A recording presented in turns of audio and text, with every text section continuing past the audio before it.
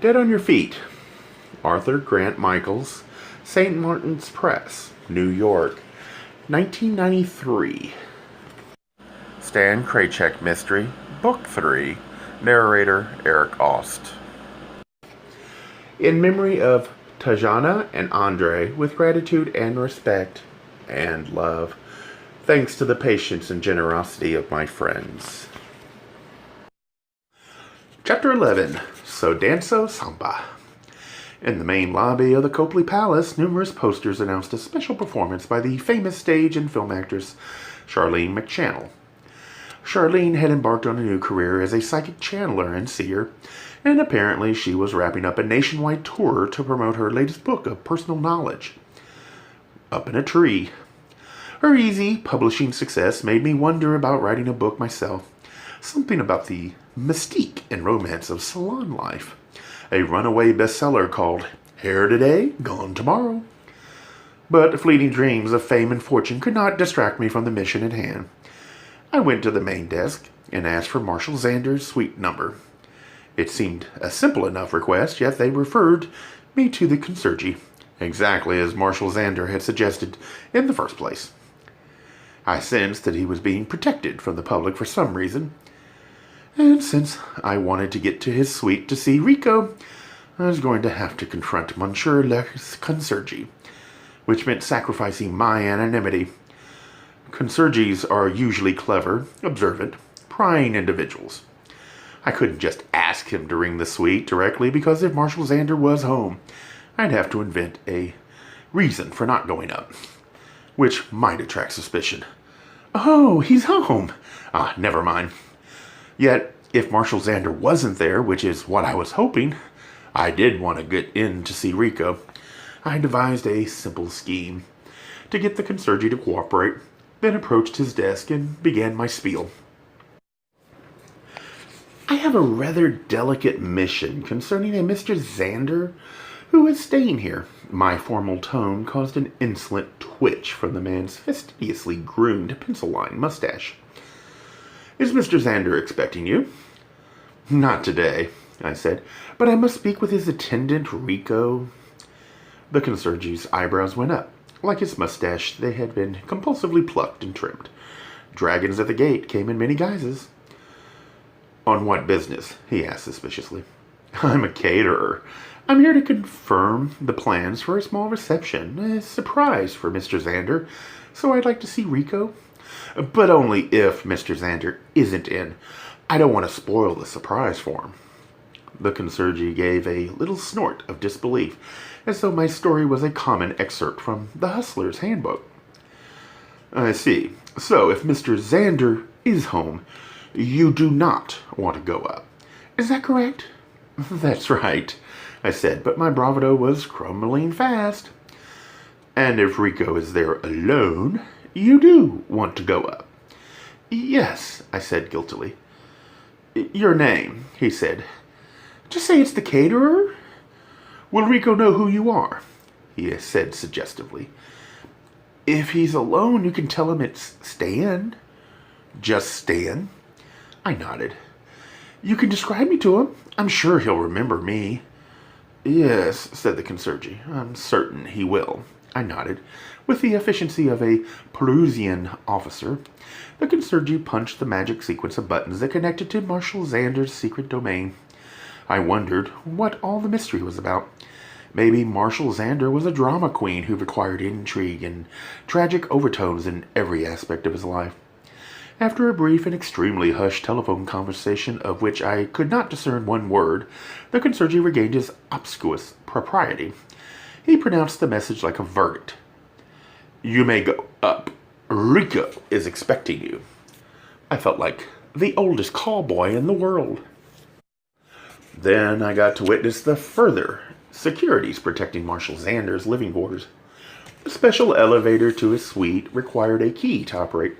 Once the concierge inserted the key, the control panel inside the elevator lit up and provided a simple choice of destination, up or down. I began to suspect that the domicile at the other end of the elevator shaft was no mere suite of rooms. After an express ride into the ionosphere, The elevator door opened onto a large rectangular foyer about the size of a good hotel room. At one end, a large window looked out over Boston.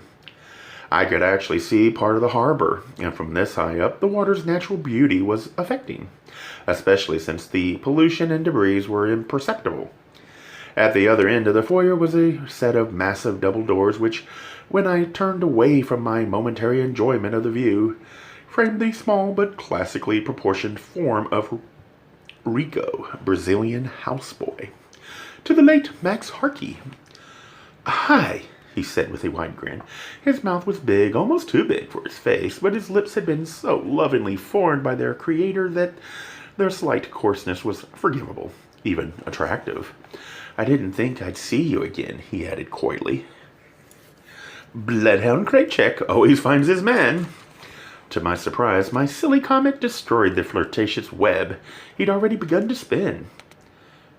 "What do you want, then?" he asked firmly, as though addressing the butcher's delivery boy, one minion to another. "To talk about Max Harkey?" Rico stared at me as though trying to decipher my real intentions, and he seemed distracted too, perhaps by a lingering sadness over his master's death. Yet I wanted information from him, but how could I state it so baldly? After all, he might talk more openly if he thought he could earn a pleasant reward. Was this moi? Trading sex for facts? "You'd better come in," he said. I stepped through the double doorway and immediately recalled Marshal Xander's words. "I keep a suite." He'd said it offhandedly, as if we both came from the same class of decent fellows who keep a suite of rooms in all their favorite cities, but Marshal Xander's modest appraisal of his downtown residence had been duplicitous. "I keep a suite," he said, when in truth he lived in a modern-day palace, and though the late Max Harkey's penthouse was splendid when compared to the floor plan of this place, it was a mere prototype, a quarter-sized model for the vast expanse of space and light that housed a single man atop a 45-story hotel. The excess of it all was vaguely sickening. The place reeked of a designer's heavy hand, yet it reflected nothing about its inhabitant except for the loud sums of money available. There was no sign of emotion, no accident of hue or line, no betrayal of passion. Marshal Xander's castle in the sky was a testimony to sterile correctness. Even the stately concert grand piano had been positioned for visual effect against a wall of glass windows that provided a background panorama of the Boston skyline. The instrument would have preferred the acoustic advantage of a location far away from any walls, especially glass ones. I spoke under my breath. "How do you people live like this?" Rico heard me and answered easily. "He owns it." "He owns this? The hotel?" That tidbit challenged my New Jersey working-class values. To me, an extravagant real estate holding is something along the lines of an old beach house or a musty lakeside cabin, not a bloody high-rise hotel. Oh well, someone had to own the grand hotels of the world. It certainly wasn't going to be the likes of me, not outside a game of Monopoly. "It's quite a view," I said, determined to cover my awe that one person, any person, could live with so much floor space so far above the surface of the earth. Rico showed me the balcony that faced west. It was torn up as if under reconstruction, with pipes and broken slabs of marble scattered everywhere. I asked him why. "Mr. Xander's afraid of heights," he explained. "He couldn't go out there alone, so now he's installing railings everywhere. That way he'll always have something to hold on to when he gets dizzy." It was another case of treasures and pleasures hoarded by someone who couldn't really enjoy them. Rico continued. "He's going to install bright lights too, but for now it's still dark at night. Sometimes I go out there just to get away from him. He never follows me." I recall the classic condition where extremely high places could actually lure a person to throw his or her body over the edge. As if reading my mind, Rico said, "That's why the piano is blocking the sliding doors. I think Mr. Xander is afraid he's going to run out there some night and just jump off." I noticed that the doors had opened onto the west balcony, where directly behind the long, flat side of the piano, you had to go out of your way, literally underneath the piano, to get to the balcony through those doors. "Are you happy here?" I asked. "I'm happy to have the job, even if Mr. Xander isn't paying me as much as Mr. Harkey did. View is worth it." "Did Max Harkey come here often?" "I don't know. I never went places with him." "Did Marshall ever visit Max's place?" He nodded. "Every few days," he said. Then he added, "I never noticed it before, but now that I work for him, I do. He smells bad." "What do you mean?" "The worst is when he takes off his jacket. I think he gets nervous. In Brazil, we have a saying, like two goats on a hot day. That's what it's like." That partly explained the unpleasant odor around Marshall Xander at Snit's earlier that day. What relief that I'd been spared the full olfactory assault. I cleansed my nasal memory with happy thoughts of Rafik and Lieutenant Branco. Both higher-sure men, yet both always attended by appealing scents, as though their bodies were incapable of any form of grossness. Again, Rico showed his psychic talent and remarked, "Mr. Harkey always smelled good, too." He led me to the main sitting area. As I followed him, I asked, "What part of Brazil are you from?" "Where do you think?" he said with a flirtatious smile. "Rio. I come from Rio de Janeiro." That explained the built-in samba of his hips, that hypnotic archetypal swaying of the ocean and the palm trees. Rico's body once again stirred up pleasant memories of my short-lived affair with a young Balinese. It had been a shallow kind of love based on mutual provocation as much as physical compatibility. Yet it had been so easy. Neither of us had had questions or expectations of the other. I had never analyzed a single moment I'd spent with that young man. I had simply enjoyed them all, and then followed the complex and often disturbing relationship I shared with Rafik. It was futile to resist the obvious. I knew that I wanted him in my life forever. Today's separation was only temporary. Our connection was too strong for me to imagine living without him. Yet nothing was ever simple with him. Even the physical aspect of our love seemed too complicated these days, too full of meaning and consequence. And here was Rico now, the boy from Ipanema, offering me another chance for plain old ordinary pleasure. We sat facing each other on opposite ends of a long, dove-gray leather sofa. He put his legs up on the plump, squeaky cushions. I had the urge to do the same, but reminded myself I was there on business. "Rico, do you know what happened to the music that was on Max Harkey's piano the night of the dinner party?" "Which one?" he said guardedly. "There were so many. The big score with the hand-tinted cover. I remember seeing it that night, but it wasn't there the next morning." Again, the young man stared at me as though trying to go beyond my words to some truer message on my face. "Is it a clue?" "That's what I'm trying to find out." His eyes wandered nervously, avoiding me and the room and the grand vista behind me. "It was there when I went out after the party." "Didn't you live with Max Harkey?" "Yes." "Then why did you go out?" Silence. Then I realized my blunder. "I'm sorry," I said. "That's none of my business." His eyes engaged mine with an instant and powerful magic. "But it is," he said. "It is your business." "I don't understand." "Don't you?" he said. I shook my head no. "You Americans have no heart," he said disdainfully. "Can't you see?" "I'm sorry, Rico. I don't." "I wanted you that night. I wanted you, and you went home and left me." "But I was with Rafik." "I know, but I didn't want to marry you. It was just for one night. I was lonely, and you were a nice person." He paused. We both caught our breath while the air settled from his surge of high energy. Then Rico said, "Besides, your lover was being rude to you. If you stayed with me, he would appreciate you more. That's how some men are. Such labyrinths a PI must traverse just to verify a fact or two." "So that made you go out?" I said. "I told you," he replied, almost pleading with me. "I was lonely, and you left me." He stalled, then went on. "So I found myself at someone else's that night." "And before you went out, you saw that musical score still on the piano?" "Yes," he said coolly.